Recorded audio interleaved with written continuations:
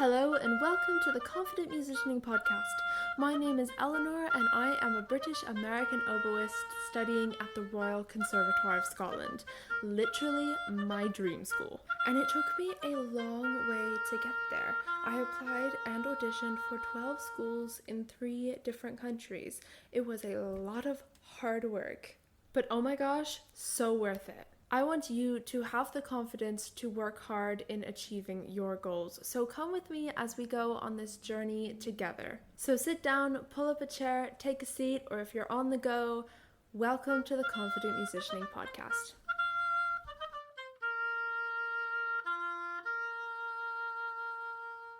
Hello, and welcome back. I'm so glad that you are here. Today we are going to be talking about something very interesting, exam takeaways, and practicing for exams. So I have my technical exam for my conservatoire next week, and I have been practicing for it for many a week, from like multiple months ago. I've been working on it, and I thought it would be maybe a good idea to talk about it before I do it. So I'm gonna do it, and I'm sure that when I do it afterwards, we will catch up about it. But I think for now, it could be a good idea to talk about the prep, the practice, and the process of right now. So whether you are doing an exam, an audition, or nothing, and you just want to hang out, welcome. So I literally got back right now from a session with some friends where I played some of my exam repertoire, and it, right now my head is just full of exam repertoire, and I'm quite nervous for it, and I'm very excited to forget all of it. Maybe not forget, but just to kind of relax afterwards and be like, okay, I don't have to remember this, that, and the other. I mean, we've all been there in terms of exams, whether it's like a written exam or a music exam, a playing exam. We've all kind of been there with the, I wonder what life will be like after I finish this. But for now, let's talk about 3 things that I have noticed from my prep with my exam. The first thing is it will be okay to take some rest. This is an interesting thing, and it kind of comes back to an episode that I did, I suppose, you listened to it, about when I took the week of Christmas off. And that's what I'm talking about. My teacher told me, I remember at the beginning of December, I was thinking about the week of Christmas, and I was like, okay, it would be great, some great time to get some practice in. And my teacher said to me, he was like, you should not practice during the week of Christmas. He was like, take the entire week off. And I was like, what are you talking about? Like, I have exams coming up. I also had auditions coming up. I had performances coming up, recordings that I had to do. I was like, there's no time to rest. And he was like, you need to rest. He was like, you've made some great progress in the first term, and now it's time to take a break, to take some rest for a week, whole week. Take a break, take some time, and then when you get back, you'll be more refreshed. And I trusted him. I was like, okay, I'll do it.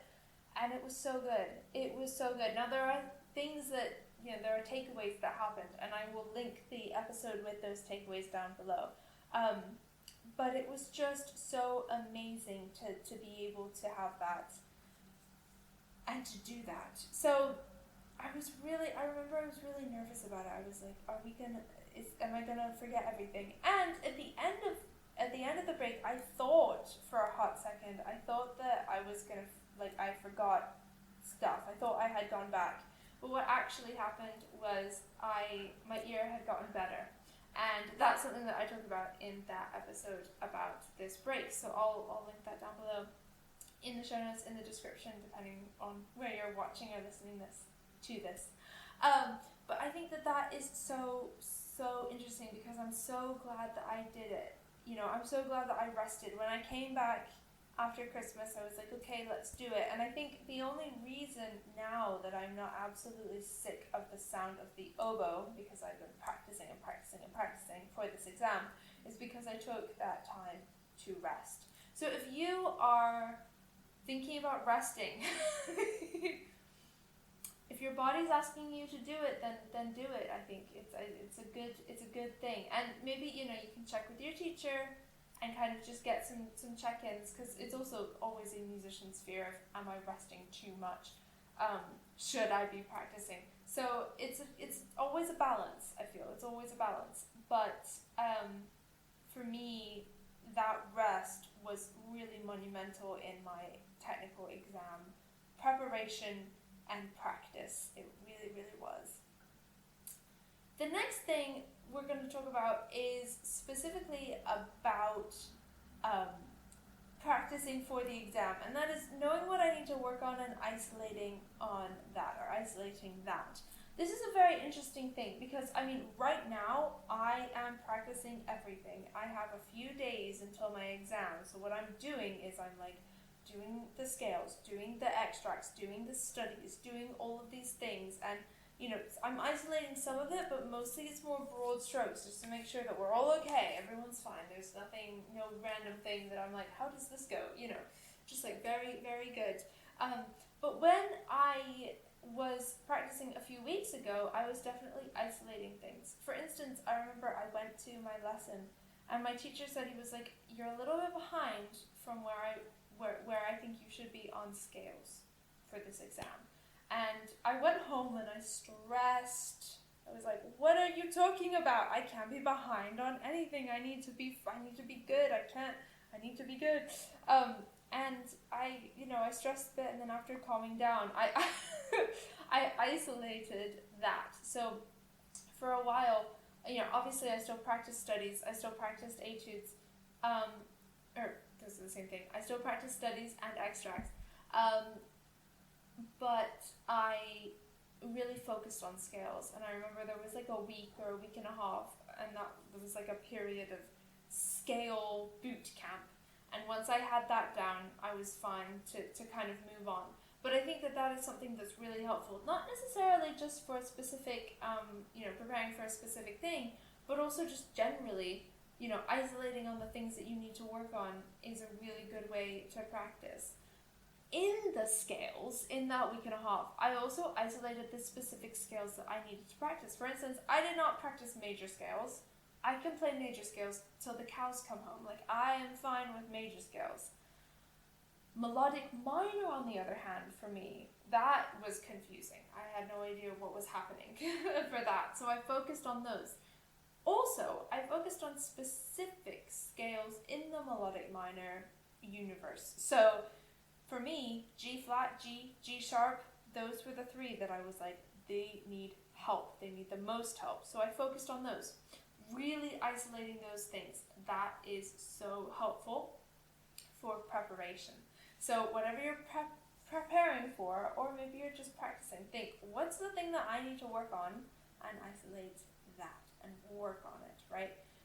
A way to do that is to play, for instance, the scales. Play all the scales and write down for each of them, are you comfortable? Are you not comfortable? Are you barely comfortable? And then play those ones that you are either barely comfortable or not comfortable on. The ones that you're comfortable on, they can chill for a second. You know what I mean? The last thing, which I literally just came home from, was playing for other people. This is so helpful. I literally just came home from some of my friends and we got a practice room, and I played my exam stuff. Some of them, like more than half of them, have already done their exams, so they were able to pretend to be the panel, which was very nice. And they just asked stuff of me. They were like, play G flat, harmonic minor, tongues, flowing, etc. And that was really helpful. That was really helpful. For me, I also did an Instagram scales game over on my Instagram. I put on my stories, and I asked people to put in different different scales, and then I recorded myself playing these scales and posted them on my stories. That's something, depending on if that's something that you're into, if you do have that, if you could do that with friends, or maybe, whatever, if that's something that you're into, then maybe you could do that. Playing for your teacher, oh my gosh, I played for my teacher all the time. The past 2, 3, actually probably 4 lessons have started out as kind of mock situations in some capacity or another. So I go in and he's like, play this, play that, and it's very much like a testing of, can we do this? Can we do this? And then also I've done classes, and this is more kind of through, like, in my conservatoire classes, where we focus on specific things for the exams. So I remember one time we did like a scales competition, which was really fun. And even that, like we can do that. I know they're not my instrument, but there were some other students who kind of got their instrument, everyone who played that instrument together, and they did a scales kind of thing. They did a game. I don't know what they did. I wasn't there, but they did they did a scales thing where they all played scales. All of these things are great ways that I have found for prep for me, and I think hopefully I want to share this, so hopefully this can help you in whatever you are preparing for as well. Just play. I think mock auditions, this is not an audition, but mock auditions can be so helpful. I remember one mock audition I did, and I really didn't know that I wasn't prepared for my real auditions, and I went in and it wasn't good. It really wasn't good, and I'm very glad that I did that, because then I knew what to work on. So, in terms of talking about all of this, in terms of practicing, in terms of preparing, and kind of being overwhelmed by all of the stuff that I need to do, the only thing, and I can say this with very much confidence, the only thing that has kind of kept me together in terms of organizing is my practice journal. My practice journal, if you're watching this, you can see it. My practice journal is like the thing that's holding me together in terms of my organization, and my practice journal is from Notable.